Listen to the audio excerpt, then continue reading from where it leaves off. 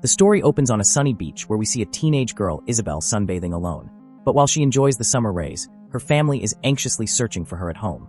Eventually, her younger brother Victor finds her and tells her that her boyfriend Felix had shown up at their house looking for her. Since Isabelle doesn't want to be on the receiving end of her mother's fury if she finds out about Felix, she quickly warns Victor to keep the message a secret.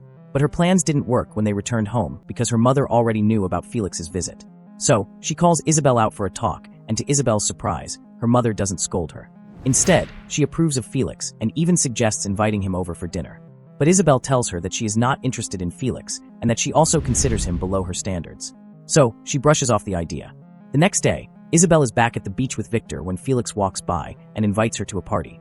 Eager to escape from the house that night and have some fun, Isabelle persuades Victor to help cover for her that evening. Later on, while Victor distracts their family, Isabelle sneaks out to meet Felix. They enjoy each other's company at the party and share ice cream before eventually slipping away to the beach. Under the open sky, Felix makes his move, and Isabelle willingly shares an intimate moment with him. In the end, Felix walks her home, and when she enters her room, Victor was waiting for her. He was curious about the party, and he asked her about the night and whether she did anything with Felix. But Isabelle simply dismisses his questions and tells him to go to bed. Days later, Isabelle celebrates her 17th birthday with her family, and they all notice that Felix isn't invited. This decision eventually confirms what everyone had suspected, that she never truly cared for him. Then when their summer vacation eventually ends, the family heads back home. On the road, Isabelle sees Felix riding his bike, but she ignores him completely, making it clear that their connection meant nothing more than fleeting summer fun. But once back home, Isabelle's life takes a much darker turn. In secret, she starts working as an escort, meeting older men in hotel rooms in exchange for money. One evening, she meets a man named George. He compliments her youth and beauty before they engage in their transactional encounter. This meeting marks the beginning of Isabelle's escapades as she starts to juggle a double life. At school, while her classmates discuss a poem about summer and love, when she was asked to speak, Isabelle offers a different interpretation as she says that the poem mirrors her own life, which was an existence filled with sadness and an endless, fruitless search for real love. Her encounters eventually grow more dangerous, and in one meeting, a businessman hires her but doesn't touch her. Instead, he uses her presence for his own satisfaction, and then, he refuses to pay the full fee. When Isabelle starts to demand for the balance, he mocks her and tells her that she isn't worth that much. He even threatens to expose her secret life to her mother, leaving Isabelle feeling cornered and frustrated. Even after this, Isabelle continues her business, and one day, she is asked by a man to pleasure him inside his car as they eventually share an intimate moment together before he drops her off. Although her stepfather notices that Isabelle now spends much time in the bathroom in recent days, his wife played it off as just a usual routine for young girls. One day, her mother invites her to the theater, but Isabelle declines the offer. However, when her mother insists that she ought to be enjoying life at her young age, Isabelle reluctantly agrees to go with her. At the theater, Isabelle sees George with another girl. During the movie break, Isabelle follows the two and finds them talking in a corner of the room. She observes them from a distance but says nothing.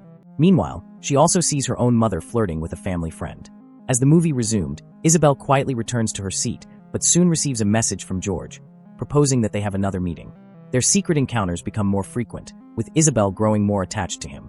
One day, she confronts George about the girl at the theater.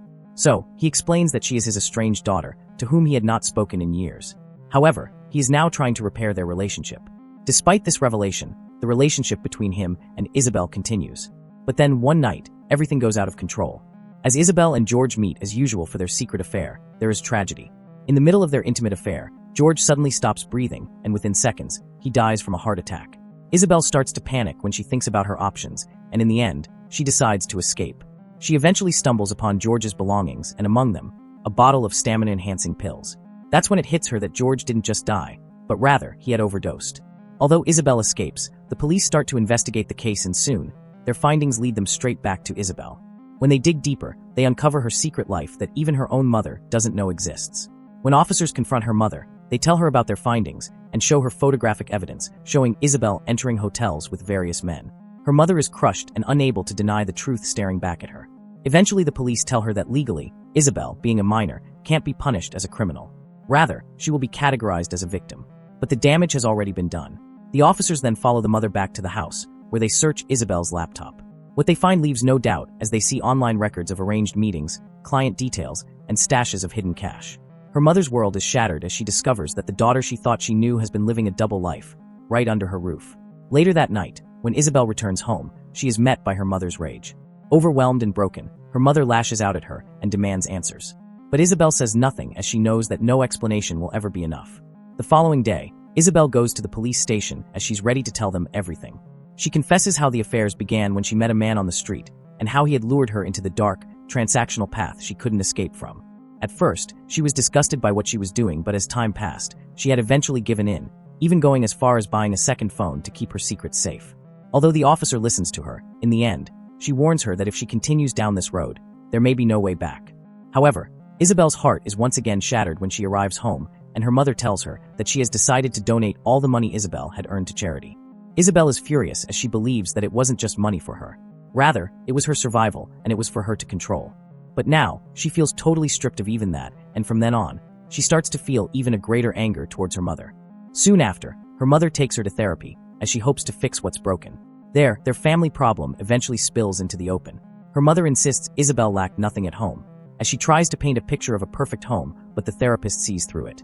So he points out that legally, Isabelle has rights over her own earnings, and this acts as a subtle but sharp rebuke to the mother's control over her daughter, and for Isabelle, it feels like a tiny victory.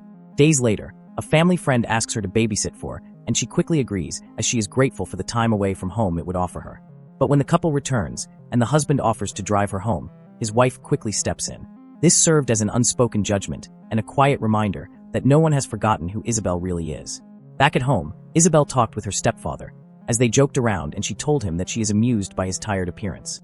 However, he tries to act as a peacemaker, and explains to her that her mother was distressed about the situation, and then urges Isabelle to see reasons with her mother. He eventually tells her that he believes Isabelle's actions were just reckless teenage behavior, and a phase of life for her. But Isabelle wasn't interested in his talk, and she instead deliberately acts in a surprising way as she starts to flirt with him. Her mother, who saw this gesture from around the corner, was horrified by her daughter's behavior. And when she returned to her bedroom, she wondered where she had gone so totally wrong with her daughter. During her next therapy session, the reason for Isabelle's abrupt change of heart came to light. She says that George had been a different man compared to others. He was kind, gentle, and his presence made her feel safe. When she had seen him dying in the hotel room, something inside her had shifted. She had advised herself that she could no longer continue down the same path, and the work became unbearable for her. Meanwhile, back at school, Isabelle tries to comfort her friend who has just had a breakup. To cheer her up, they decided to go to a party that night. At the party, Isabelle feels uncomfortable and she decides to step outside for air. There, she ran into Alex, one of her classmates who had always had a crush on her. As they talked, Alex hesitantly asked for a kiss. Isabelle thought about it for a short moment before agreeing. They eventually returned to the party as their connection starts to grow stronger as they dance together. Their conversation stretched into the night as they wandered through the quiet city streets before heading home. But months later, Isabelle's life shifts yet again, and her relationship with Alex starts to grow cold. The spark they once shared has now faded, and always clear-eyed about her feelings, Isabelle chose to end things as she tells Alex that the thrill they had was gone and end their relationship. But as one chapter closed, another from her past resurfaced. One day when she opened her old phone, she saw a message from George's wife. The woman requested a meeting, and Isabelle agreed to see her, and she returned to the same hotel where she had been meeting with George. But instead of confrontation, their meeting was calm, and she eventually discovers that George's wife wasn't there for revenge. She wanted understanding. Isabelle apologized to her as she expected anger in response, but what she received was forgiveness. The woman revealed a painful truth that George had been terminally ill, and their time together had been his peaceful escape before his end. With a bittersweet smile, she confessed that Isabelle reminded her of her younger self and a reflection of her lost youth and beauty. Then, before leaving, she made a final request, to see the room where George had spent his last moments. Isabelle takes her there, and in a quiet gesture, the woman asks Isabelle to lie beside her. She wanted to recreate the comfort George had in his final moments. As Isabelle closed her eyes, she eventually dozed off, and when she awoke, the woman was gone, leaving behind only silence and a haunting memory that would stay with Isabelle forever. At the end of the movie, the mask falls off Isabelle's face, but the scars remain, and what began as a search for freedom became a mirror that reflected loneliness, desire, and the quiet ache of growing up too soon. And that's the story of the movie, Young and Beautiful. If you enjoyed the recap, consider dropping a like on the video and subscribing to the channel. See you in our next recap.